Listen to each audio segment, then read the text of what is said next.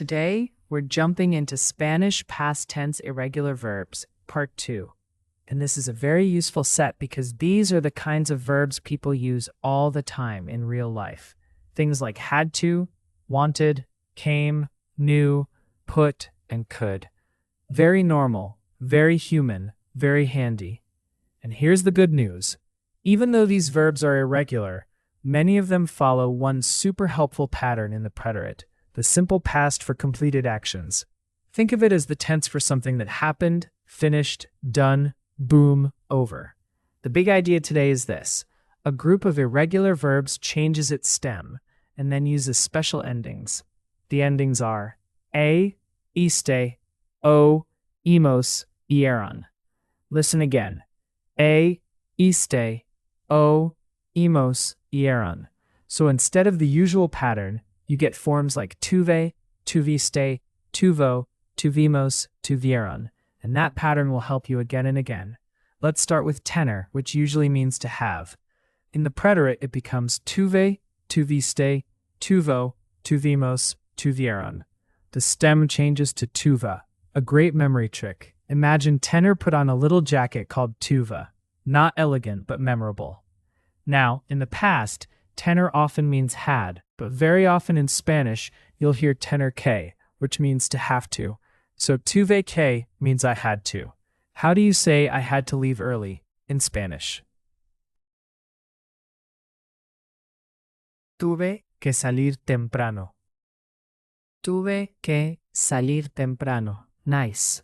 Salir means to leave. And notice, no subject pronoun needed here. Spanish often just says tuve, not yo tuve, unless you want extra emphasis. Try another one in your head. Yesterday, I had to study. Ayer tuve que estudiar. Ayer tuve que estudiar. That little chunk tuve que is gold. Keep it.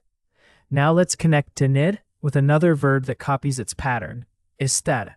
In the preterite, it becomes estuve, estuviste, estuvo, estuvimos, estuvieron. Same music, different lyrics. Tener gives tuv. Estar gives estuve.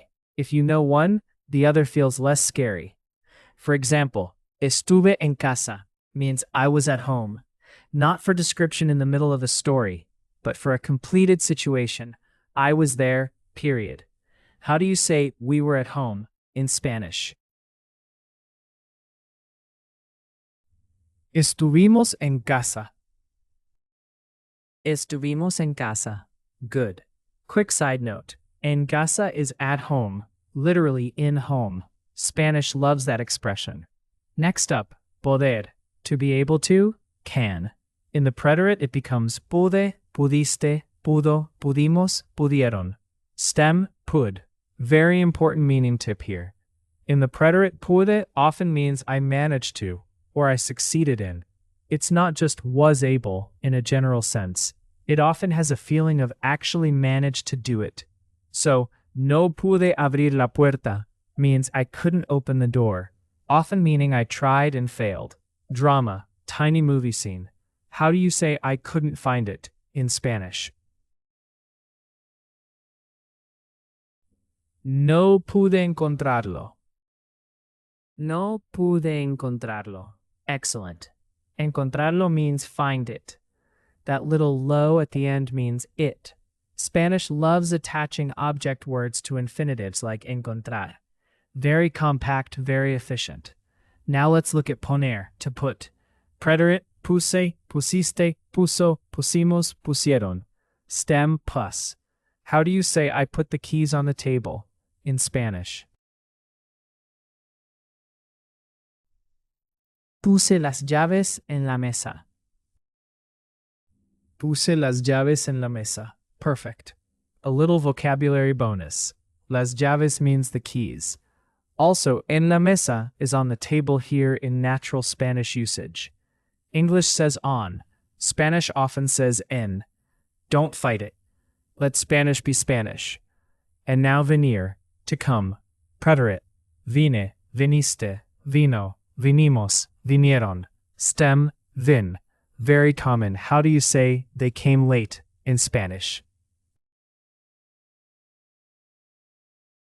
Vinieron tarde. Vinieron tarde. Great. Tarde means late. Also afternoon, depending on context. Spanish likes multitasking. Try this one too. Vine ayer. I came yesterday. Vine ayer. Short, useful, powerful. Now let's move to saber. Normally saber means to know, but in the preterite, it often means found out or learned. That is a big meaning shift and a very common learner trap. Preterite forms. Supe, supiste, supo, supimos, supieron. Stem, soup. So sabía means I knew, in an ongoing background sense. But supe often means I found out or I learned at that moment. Still, in simple beginner-friendly examples, English may translate it as knew, and that's okay if the context is clear. How do you say she knew the answer in Spanish? Supo la respuesta. Supo la respuesta. Good.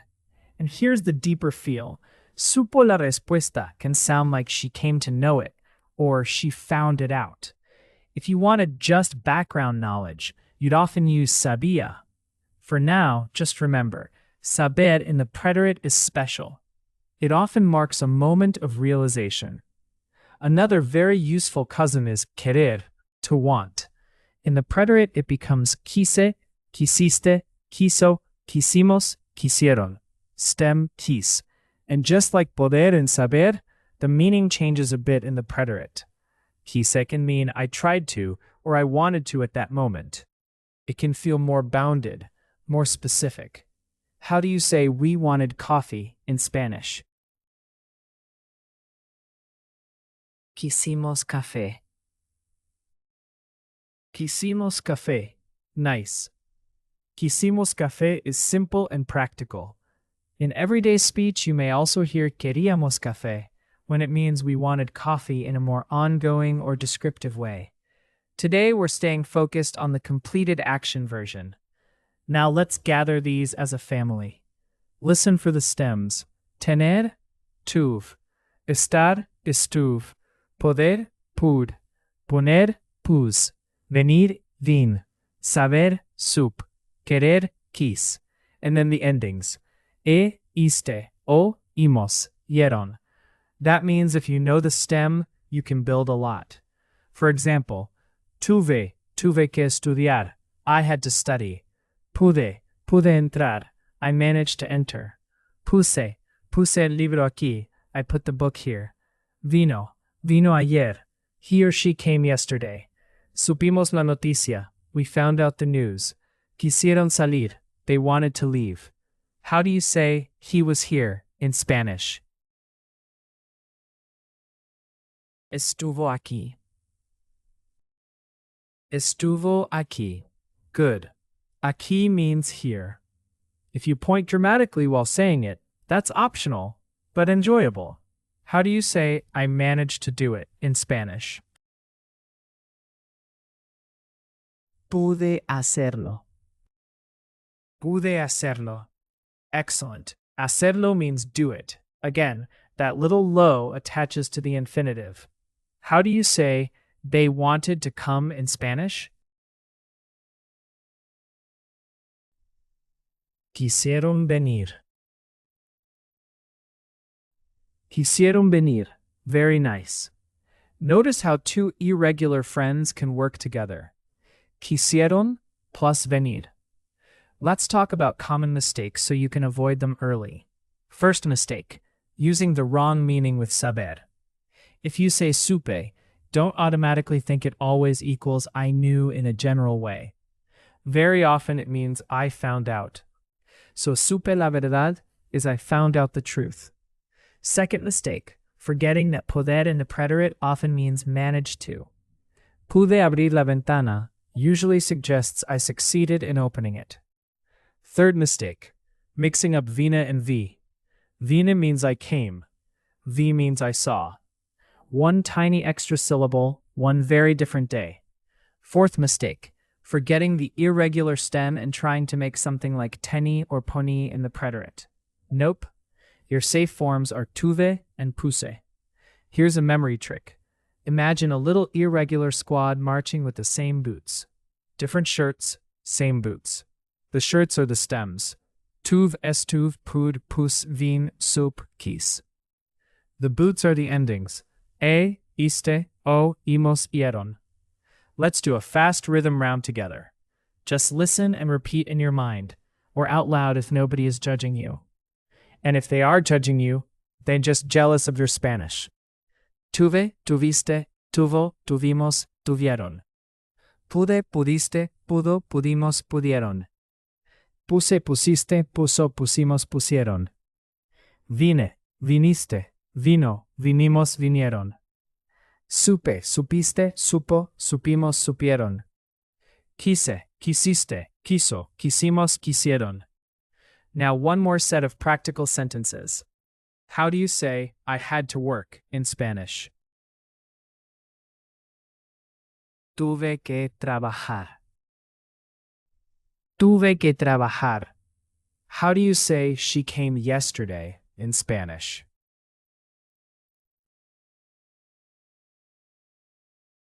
Vino ayer. Vino ayer.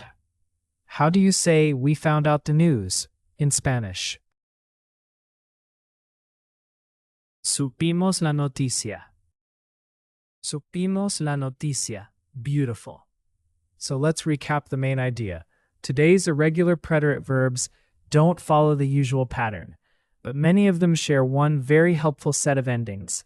I, iste, o, imos, ieron. Learn the stem, attach the pattern, and you unlock a lot of real Spanish. The key verbs we used were tuve, from tener, estuve, from estar, pude, from poder, puse, from poner, vine, from venir, supe, from saber, and quise, from querer. And the meaning tips really matter. Pude often means managed to, supe often means found out, and quise often feels like wanted to or tried to in a specific finished moment. If this still feels a little irregular and wild, that's normal. Irregular verbs are like that one friend who never follows the map but somehow still gets to the restaurant first. Spend a little time with them, repeat them out loud, and they start feeling familiar. You're doing exactly the right kind of practice. Hearing them, saying them, and connecting them to useful everyday meanings. Keep going. Poco a poco, little by little, this becomes natural. And honestly, you already know a lot more than you did 8 minutes ago.